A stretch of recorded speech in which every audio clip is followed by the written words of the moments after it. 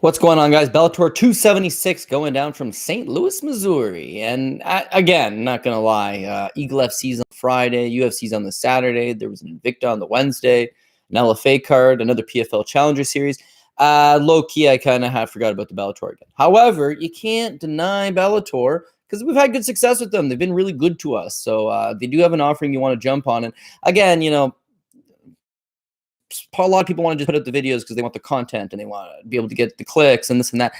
I don't really care to do a preview unless I'm comfortable with it, right? Unless we like the picks. I don't want to feed you guys bullshit and just, there's 100 fights this weekend. Let's bet all 100. Let's zone in on what we like. Disregard the rest of it. But again, this Bellator offering does have some tasty little spots. So might as well have a look at it, right? Adam Borics versus Mads Burnell is the main event. Of course, normally we start with the prelims, but Bellator, you might not give a shit about the prelims. So we'll start in reverse order. We've got Mads Burnell at a minus 240 favorite. Come back at Adam Borics plus 185. I'm actually seeing some dog value here in the main event. Nothing against Mads Burnell. I like him. Been running the streak that he's had since he's been on the UFC. But bear with me on this one, right? So he storms into the UFC. Short nose replacement opponent for Michel Prazeres. Heavy underdog. It's a tough opponent. It's a tough debut. He gets tired. He gets submitted. No problem. But you did see him get fatigued in that fight. But we'll give him a pass. Debut in the UFC. Short notice. Tough opponent. Okay, you give him a pass there. His last loss, because he goes 1-2 in the UFC releases, and kind of unusual, but wins his second fight against Mike Santiago. Doesn't look great. Third fight is Arnold Allen. Top contender now, right? No shame losing to Arnold Allen. But, dude, he's this close to beating Arnold Allen. Wins the first round. Wins the second round. Completely tires out. Gets caught in a front choke in the third. Unusual that he would get submitted because he's such a good Brazilian Jiu-Jitsu player. But again, fatigue. Fatigue makes a coward out of all of us. UFC decides to part ways with him as of a 1-2 start. First round submission over Lucas Rajewski. 50-second submission over Amir Vila. Quick circuit second round submission over Dean Truman. He gets a lot of these quick submissions. So we don't really see the faulty gas tank, so to speak. I just got a nagging suspicion that it might still be there. Signs with Bellator. Wins his first fight against Saul Rogers. Very nice performance, clean performance. Second one against Emmanuel Sanchez.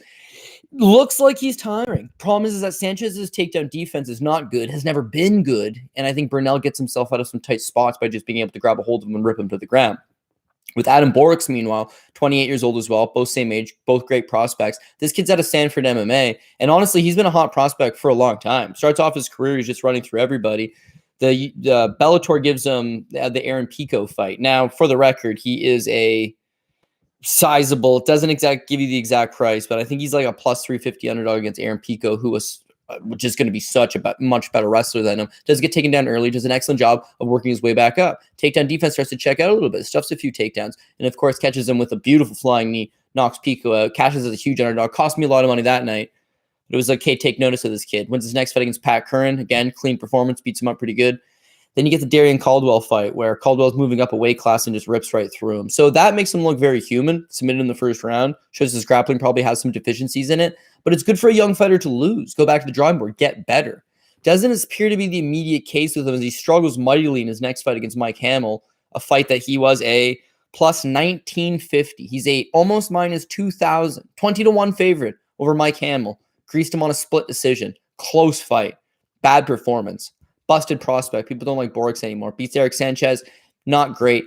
Now I make the mistake of trying to fade him in the Jeremy Kennedy fight. Why? Because Jeremy Kennedy's got good grappling, strong wrestler, a guy that's going to stick onto you for the full 15 minutes. And if he does have a problem with the wrestling and the grappling, Kennedy's the guy that's going to expose that. You saw Kennedy look terrible in this fight, but then his very next fight, again, same thing. Kennedy is a good grappler. Prove that. Just not on this night. Borics' takedown defense, again, looked good. His striking is good. And here's the real key difference why I would be willing to take that flyer shot on the plus money on Borics at plus 180, plus 185, is it's a 5-round fight.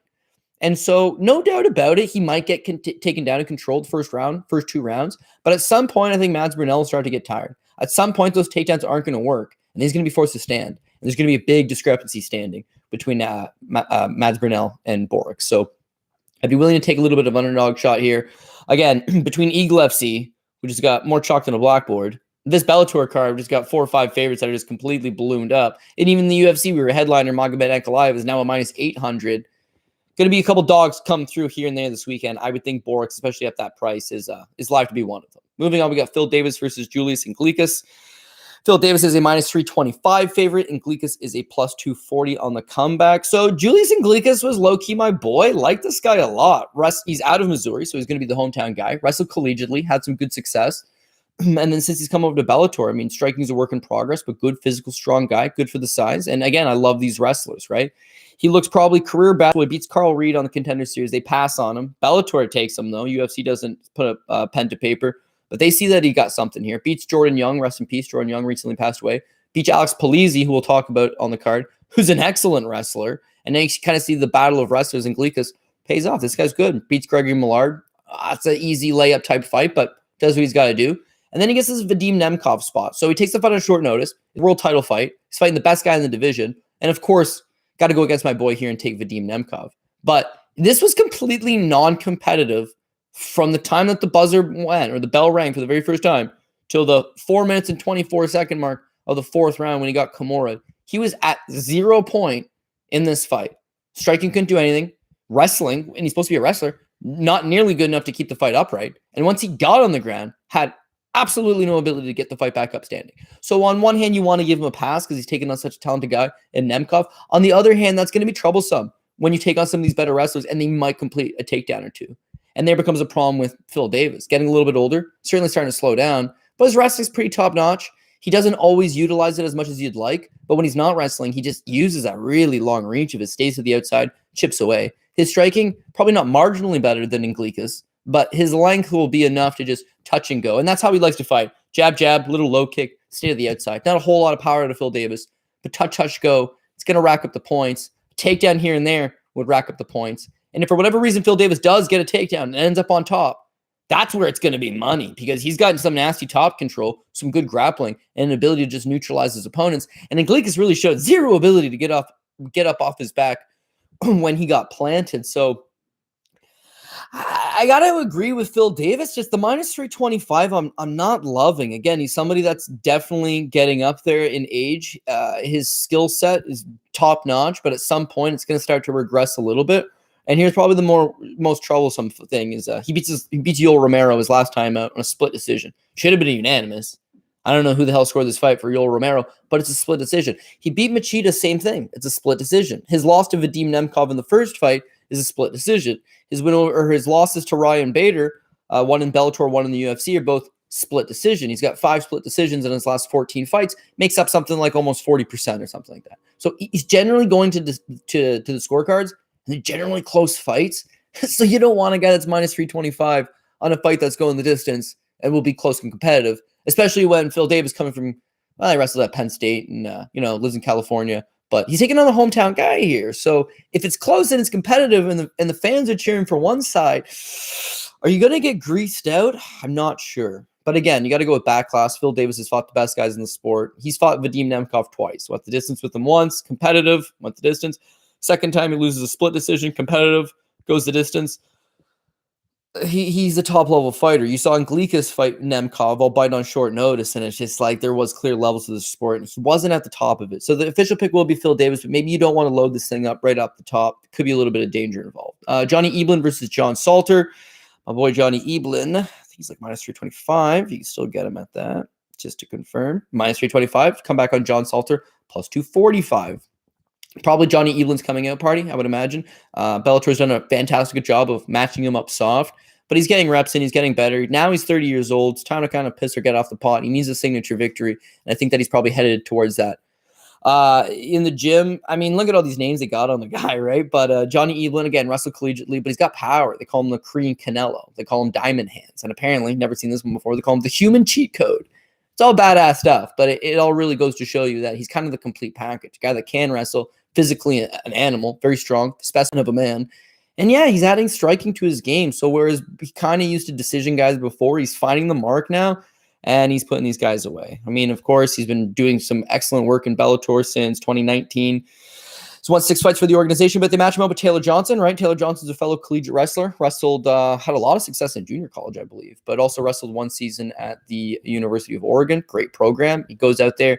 Johnson can't take him down. He neutralizes him up against the cage, outstrikes him. Solid victory.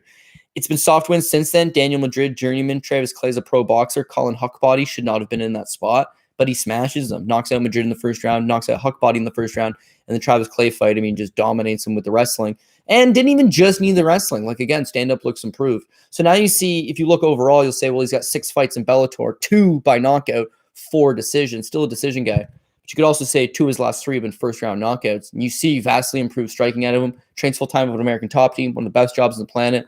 They like him. I like him. Let's go, right? John Salter, been around the block a few times over, 36 years old now. And I actually watched John Salter. This is the first UFC event I ever went to, UFC 113, which is 2010. And Jason McDonald's the local guy. The fight's in Quebec. He's from Alberta, but he's Canadian. He's the hometown guy. I'm certainly cheering for the athlete, Jason McDonald. And John Salter's 0-1 in the UFC. He's a nobody, should lose this fight, but McDonald's kind of over the hill. Jason McDonald breaks his own leg in the first round, and not the kind of way you want to win a fight. And I'll never forget, John Salter celebrated like he won the Super Bowl. Like he had caught the game-winning pass in the Super Bowl. He's on the cage. He's losing it. First UFC win, right? You can't fault him for getting excited. Like he went nuts. And that was the end of his UFC run. Like just fanned out after that. Lost his next fight to Dan Miller. They cut him. And he's kind of bounced around. But low-key, he ends up opening up a gym. I don't know if he owns it fully or if he's just one of the head coaches. But that Gym O in South Carolina, they've produced a lot of good fighters. Impa Katsangana, he's going to be on the show. On the Eagle FC show on Friday. Like John Salter earned his BJJ black belt, a guy that had collegiate wrestling experience anyways, becomes a head coach, and then really starts to manifest his game together. I mean, probably from teaching other people, his ring IQ improves. He figures out how to fight the best of his abilities, get the fight in the clinch, get the fight to the ground, and submit people. But, maybe a little bit too late, too late.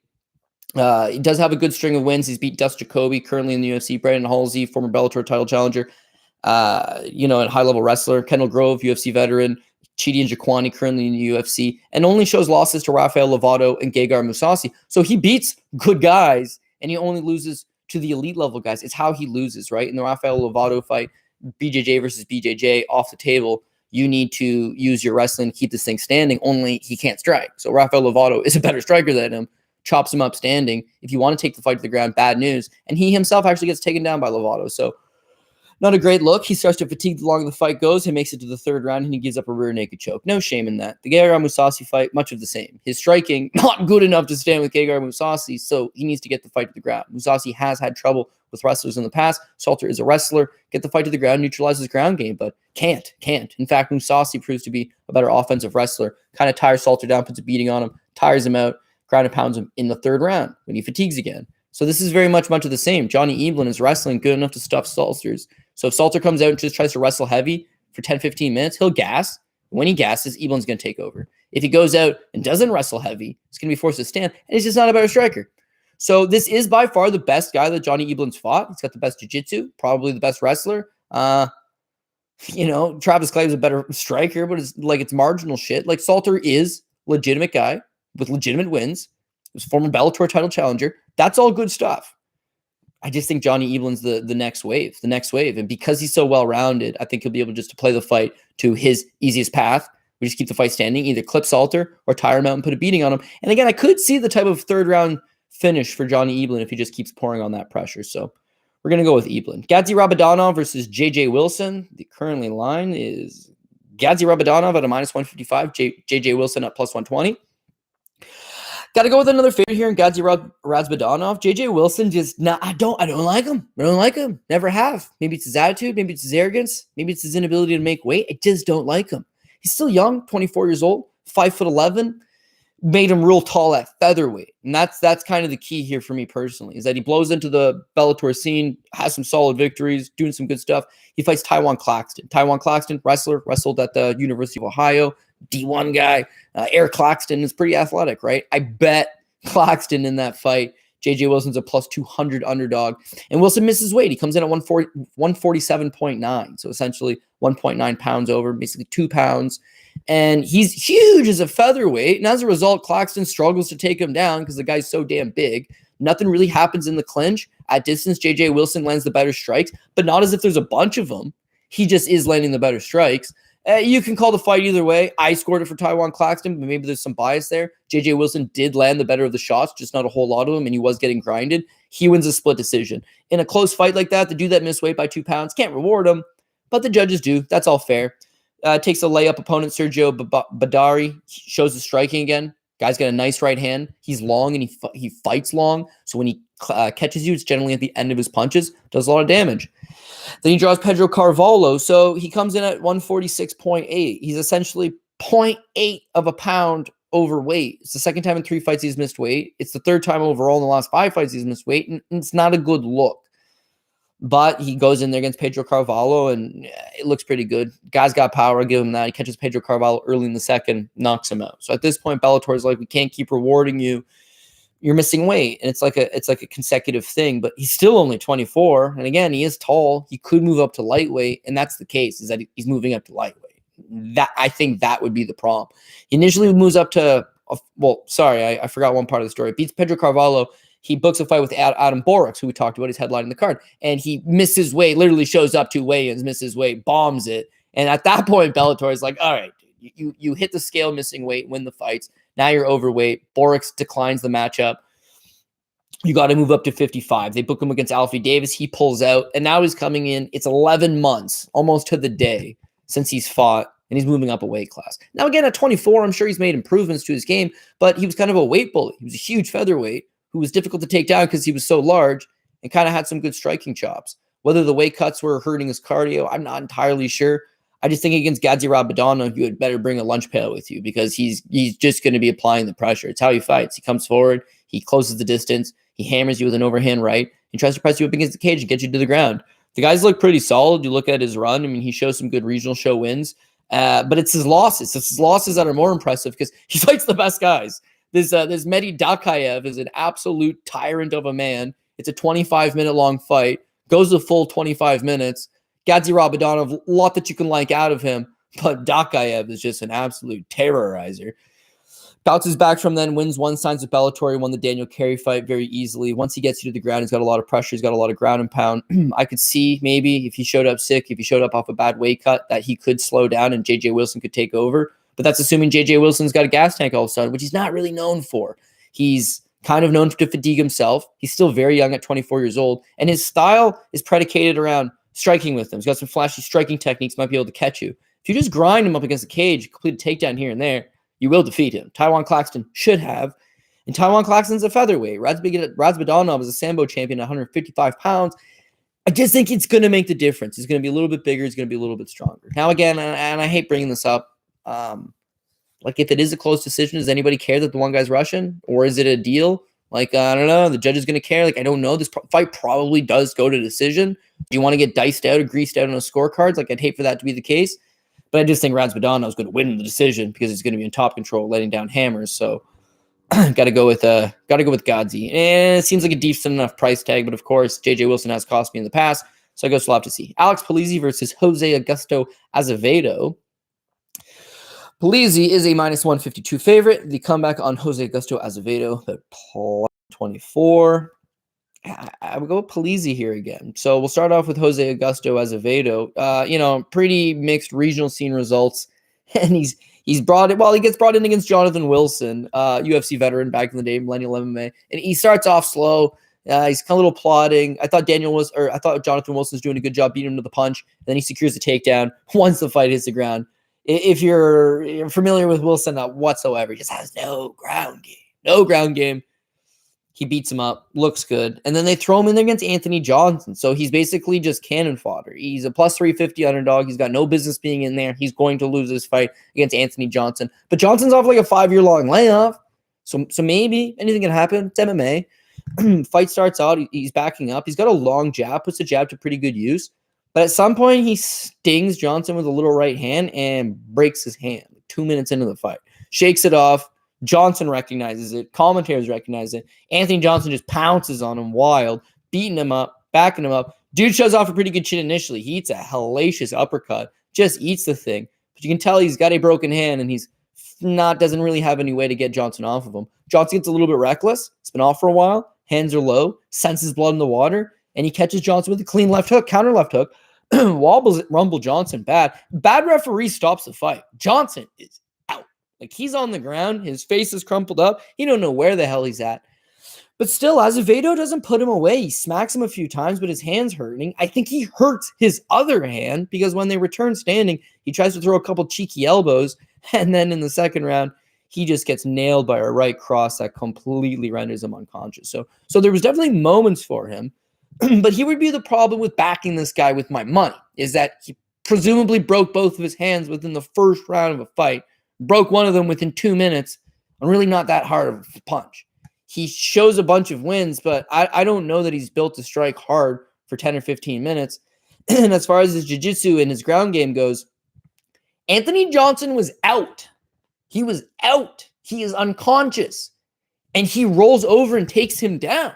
And when he got on top of him, Azevedo didn't really have much of a ground game. He's trying to throw up arm bars. He's flirting with the idea of a triangle choke, but he's not moving his hips. He's not creating space, and he sure as fuck ain't getting back up. So that's all troublesome because Alex Polizzi was a high-level collegiate wrestler, and the guy uses wrestling extremely effective in all of his fights. I never thought he was a light heavyweight. I thought the dude stands 6 foot with a 72-inch reach. He's got the frame of a middleweight. Probably could make 185 pounds.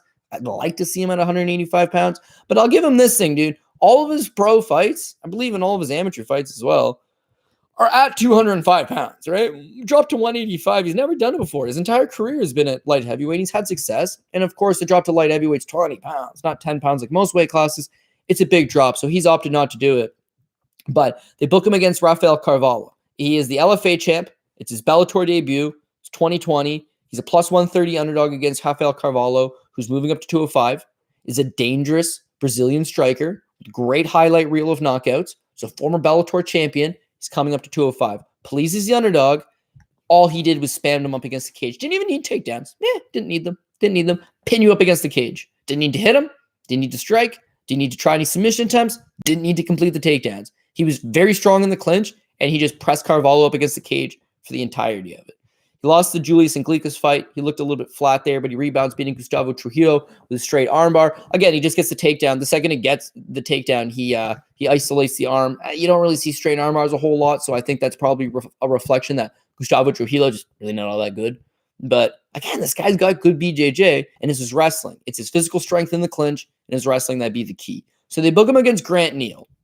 Now, Grant Neal out of Colorado was a former state champion wrestler, was a hell of an athlete in college, and is an undefeated prospect who looks the part. Polizzi brought in as the B-side, also a good wrestler, but a little bit undersized. They say he's not in great shape, and he comes in as a plus 165 underdog. Wrestler versus wrestler, Polizzi pulls it off again. The guy's got good wrestling. And then that was the one thing in the Grant Neal fight, is that Neal was faster, more explosive, more athletic, beat him to the punch the first 3 minutes. But once Polizzi got his hands on him, start putting that grind on, he just slows the thing down. Once he slows the thing down, he plays it into his hand. And I think that's the key here against Jose Augusto Azevedo. Can the guy crack? Sure, he can crack. But for the record, Alex Polizzi has never been knocked out, and he's fought some heavy bangers before. If he can get the takedown, great. Because I know if he gets the takedown, Azevedo's not getting back up. And he's not going to catch him with a triangle. He's not going to catch him with an armbar. So if the takedown occurs, we're money. We're money. If the takedown doesn't occur, still not that bad. Press him up against the cage. Neutralize him. Because Azevedo might have a bit of a cardio problem. He's a big guy. He fights a little bit wild at times and doesn't necessarily go with the most smartest, most conservative approach. And like, all you got to do is just let him ping a few shots off your head, and there's a good chance he breaks his hands. So got to go with Polizzi. Is this going to be the prettiest fight going? No. And the style that I think would be the most successful to him, it's going to be a bog. It's going to be slow. It's going to be grind.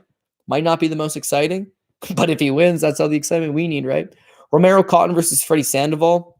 I'm not going to waste your time here because Romero Cotton is, well, I will waste your time. I just hopefully won't waste your time for really long. It's minus 1,400. There's no meat on the bone. Again, Romero Cotton is another one of these Bellator signees, wrestled out of the University of Nebraska at Kinney.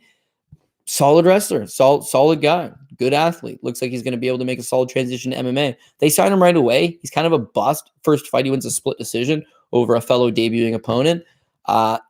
Doesn't look like he might going to be all that good, but yeah, he's come a long way since then. Beats Justin Reeser, beats Willie Whitehead, beats Jason Parada. You can make a very good argument that he's just fighting cans and he's smashing them fast, but he runs right through them. And they give him Justin Sumter, Fort Sumter, guy that fought Ian Heinisch on the Contender Series. Solid enough guy and a good step up in competition. Same thing, man. He just blows right through him, takes him down, takes his back rear naked choke, 3:30 into the first round. There's a lot that you can like out of Romero Cotton. Again, he is 32 years old, but I would say the flip side to that is he's not going to be one of these young 23-year-olds that will make necessarily a whole lot of mistakes. He's a full-grown man with man strength who's lived a life and is making a very nice transition into MMA. He's already tried to fight Dalton Rosta, which would have been an awesome fight. Falls through. Books Lance Wright fight, which Lance Wright's got some durability. Could have been fun. Lance Wright falls through. Freddie Sandoval is just the late notice guy that steps in at the last minute. He's got a 5-6-1 record. So, I mean, he's not even 500. And again, he fights MMA, but he also dabbles in pro boxing. He's not particularly good as a pro boxer as well, but striking is his base. And against Romero Cotton, that's not a good base. He's going to get taken down. Once he does get taken down, he's going to get smashed. And of course, that is generally the case with him. I mean, he's hasn't fought MMA since 2009.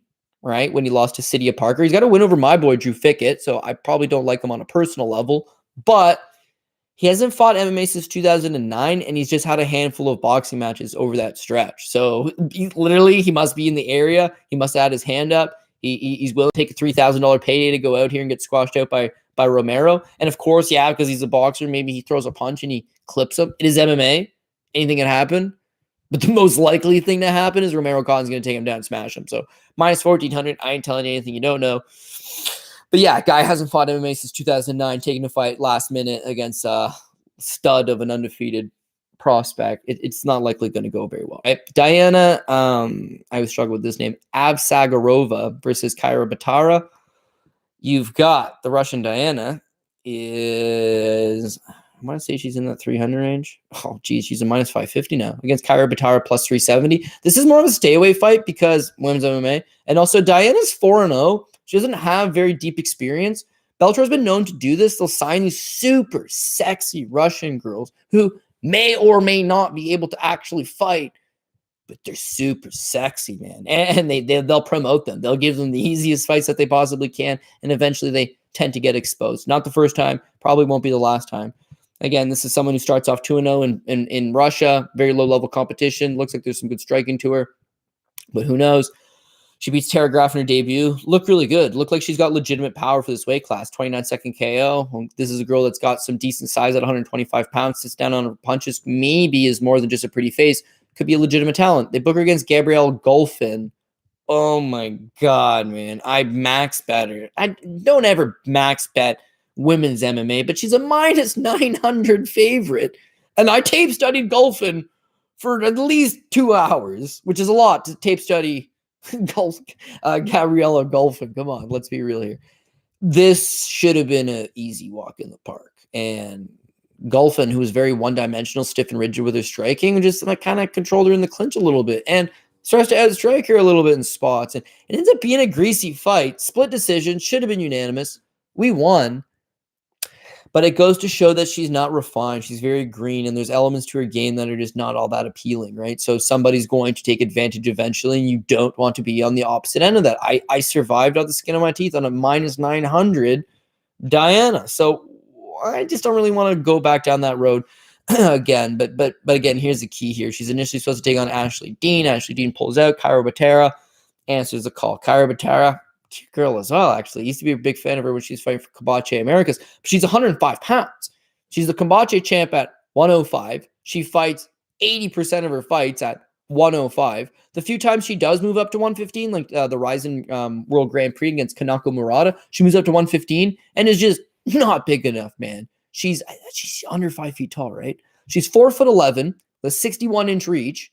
They call her Mowgli or Mogwai because, yeah, she is basically a tiny little gremlin. And at 105, there's not a whole lot of atom weights in the world. She would be considered one of the better ones. Because there's a lack of competition, she'll move up to 115. And it's not great. So she does show wins at 115, but again, she's best at 105. Now she's taking a fight on short notice in which she's moving up 2 weight classes, going to 125, taking on a girl in Diana Avsaragova, who's big, right? She's a big 25er to begin with. You're an atom weight going up 2 weight classes on short notice, all not good. And then she hasn't actually competed since 2019. So she's been off for 3 years. She's now, she's only 27, eh? My baby. Yeah, she's still young. She's still getting better. I'm just saying, the writing's all on the wall, is it not? Right? She hasn't fought in 3 years. She's moving up 2 weight classes, taking a fight on short notice, but she's fighting a potential fraud, and that's what makes her live. So, yeah, I think Kyra Batara is live to pull something off, but she'd have to get her grappling going. It's a much larger opponent, probably not going to be the case, but could go to decision. And Batara's got good grappling, so if the fight does hit the ground, someone who's pulled off a twister before, spent a lot of time at 10th Planet, trained in Las Vegas, good training partners. Like women's MMA, anything can happen. Lower level, don't want to get burned on this fight particularly. But I think because of the 2 weight class thing and the short notice and blah, blah, blah, blah, blah, Avsaragova, Diana Avsaragova is officially the pick. James Adcock versus Cody Law. This is much of the same. Cody Law, people are not low key. It's getting loud. The people are starting to voice their opinions. They want to see him fight somebody. And he looks the part. 26, trains out of American Top Team, wrestled collegiately. Good, solid wrestling. I believe out of the University of Pittsburgh. This guy's solid. Blue collar, got all the skills. Debuts, Bellator signs him right off the bat. First round Darce choke, third round TKO, beats Nathan Grebe, unanimous decision. Theodore Masuka's a bum, and he treats him like a bum, knocks him out in under 2 minutes. His last fight against Colton Ham, well, come on, at what point are we going to step him up? And he smashes Colton Ham in the first round. And they give him Johnny Soto. It's a slight step up, but it is a step up, and Soto's out. So James Adcock is just the guy that answers the phone call. And as a result, Cody Law's a minus 2,000 favorite. Just egregious, minus 2,000 favorite, and James Adcock is a plus 875 underdog. So, of course, we're going Cody Law. We like this guy. He's always been good. You'd like to see him step up, but unfortunately, it wasn't in the cards. And then flip side to James Adcock, no doubt he's going to be like one of these like country boy tough. He's out of Tennessee. I'm sure he's a tough, scrappy guy. The problem is that his wins 1-1, 0-1, 0-4, 0-7, 0-10, 1-3, 0-6. He's never defeated a guy with a winning record. Does have a win over a guy that was 1-1, however. That would be considered his career best. His losses 2-0, 2-0, 1-0, 0-0. That's not so important. The thing is that when he fights absolute, lower level guys, yeah, he can beat them. He can beat the guys that are 0-6 and 0-3 and 0-10. He can beat them. Whenever he fights a guy that's like tasted defeat more than one time in their career, like he's just not quite at that level. And again, choked out in 90 seconds against Jeremy Mitchell, who's 2-0. Armbarred in 2 minutes and 17 seconds against Donnie Bayou, who is 2-0. Knocked out in 4 minutes and 57 seconds into the first round by Jamal Muhammad, who's 1-0. He's not lasting very long against these guys. Cody Law is not only going to beat him, he's going to smash him. He's going to smash him probably in the first round. This fight ain't going over 1.5. This fight ain't going the distance. If you're trying to improve your price tag, you're taking Cody Law inside the distance. Again, you don't need a fortune teller to tell you that one. Roman Faraldo versus Kelvin Rayford. Roman Faraldo minus 1,000 favorite. And I'm not sure if this one's a short notice. Let me just check. But yeah, come back on. Kevin Rayford is plus 525. Roman Faraldo. No, this is actually just the guy they booked. Yeah. I mean, so Faraldo's another guy for me. I'd like to see him step up a little bit. He's out of American Top Team, and the guy looks the part, man. 28 years old, athletic, physically strong, and just has got big power, good striking, trains in the best room in the world. You can see he's making a lot of improvements. Again, Bellator wise to this guy. They sign him. He's 3-0, beats Pat Casey with a flying knee in the second round. Holy shit, man. Beautiful flying knee, right up the middle. A lot that you can like out of him. Beats Trevor Gutty, first round knockout, 90 seconds in, clips him with the hook, puts him over, and then he drops Robert Turnquist. Robert Turnquist is a short notice opponent. Faraldo was top ticket that week on everybody's Bellator parlays, of course, myself included. He ends up getting pushed up to the tune of minus 1,500. And I remember it was sitting at like minus 8, minus 900. And last minute, someone hammers it to the tune of minus 15. So someone knew. And whereas Robert Turnquist represented at least a guy that had nearly 20 pro fights, a guy that had fought 3 big show veterans, a guy that had, I think he went the distance with JZ Calvacante. He got fucking killed here against Faraldo. Faraldo backed him up, stung him whenever he wanted, and wouldn't you know it, flying knee up the gut, knocks him out bad. So Faraldo's a bad man with big power, and he's going to be a problem. You want to take him down and wrestle him, good luck, because again, he's training with some of the best guys on the planet, and the one problem is he's never been outside of the second round. So if you're durable enough to take the beating, he could potentially have a suspect gas tank. That could be a problem. Well, Kelvin Rayford, I just don't know that he's the guy. He's 6'3", he's big for weight class, but he's 36 years old, and I just don't really know what to make out of him. You can watch this fight with Chris Brown at LFA 104, but Chris Brown, not the rapper, Chris Brown, the fighter, is actually really good. He's a very good fighter. So, Jackson Winklejohn guy, fights good game plans. I don't know how much you can take away from Rayford. He has been knocked out in his second pro fight, albeit it's 6 years ago. So is he chinny? Not entirely sure. There just hasn't been a whole lot of activity out of him. Like he turns pro 28 years old. No, I think he turned pro at 31 years old, very late. Doesn't have an amateur record to talk about, so to speak. And he's fought in very low-level guys, 2-1, 3-2, 1-2. Certainly better than the last guy. But at the same time, like, he's never been tested. He's never been pushed. The one time that he took a step up in competition against Chris Brown, he drops every round. I think he might have been a 29-28. Doesn't matter. I just didn't think he looked all that good. Faraldo's the truth. Faraldo should back this guy up. Faraldo should put it on him. Of course, it's MMA. Minus 1,000 is, in fact, too big of a price tag. But that's what happens with Bellator. If you bet these lines on Monday, and don't be lied to, okay? People will tell you, oh, man, I got a much better line. And that's not a lie. They probably did get a much better line. Certainly on all these fights, you can get a much better line. But if you bet these on, like, Monday, if you bet these on Sunday, if you bet these as soon as the last card ends and you're just like, I beat the line and look at this great price, it's soft limiters. So what these people aren't telling you is they might be betting like $20, right? I bet the BFL card last night. They were fucking putting me on $45 limiters. $45. Not because my book was like, oh, it's Cody Savage. No. Because that was the limit on the event, because it's a regional show that came out last minute. Bellator, they put up soft openers and they want you to max bet. That's why they only give you a $100 option, $111 option. Stupid number sometimes. $112.50. What the fuck, man? Let me max bet it. $112.50. All you can put on it. So, yeah, I don't doubt that people got better prices, but if you want to bet Bellator, chances are you have to bite the chalk. And then this is just one of those situations. I don't like Faraldo at this price, but I think he wins. And I don't put him on the top ticket. I don't maybe try to squeeze him on the third ticket if possible. But I mean, come on. I think he rolls here. Jordan Howard, Trevor Ward. I'm not going to waste your time on this one. I really don't have any interest in it. Eric Howard. He's a 15-fight veteran. He hasn't done particularly well lately, but he's been boxing. Thing is, he hasn't been fighting MMA. Like, he hasn't fought MMA since 2018, so it's effectively been just under 4 years since his last mixed martial arts fight. And he's fought some okay guys. He's lost to Brandon Phillips. Brandon Phillips went the distance with AJ McKee, I believe. Yeah, decent enough fighter. Eric Ellington, solid enough prospect. That one's a split decision. It's just he abandons it and he goes over to boxing, and he has had some success in pro boxing, just at a very low club show level kind of career so far. 32 years old, coming back to MMA, but he's the local guy. He wants to throw hands, curtain jerk in the very first fight on a Bellator card. It's good times. This Trevor Ward, meanwhile, I think he wrestled at Lincoln Land Community College. I just can't confirm for sure if it's him. He doesn't really have the frame of a wrestler. He's 6'1" at 135 pounds.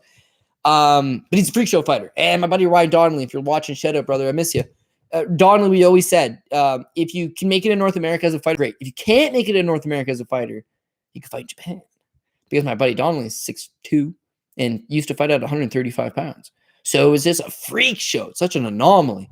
That ended up being the career of Trevor Ward. He wins 2 fights and he ends up in fucking Japan. Sorry, 3 fights. He ends up in Japan for Pancras, taking on Shintaro Ishiwatari, who's 17-5. This kid's 3-0. Shouldn't have been there, but it's a freak show fight. He's fighting at 125 pounds. He stands 6'1". Crazy.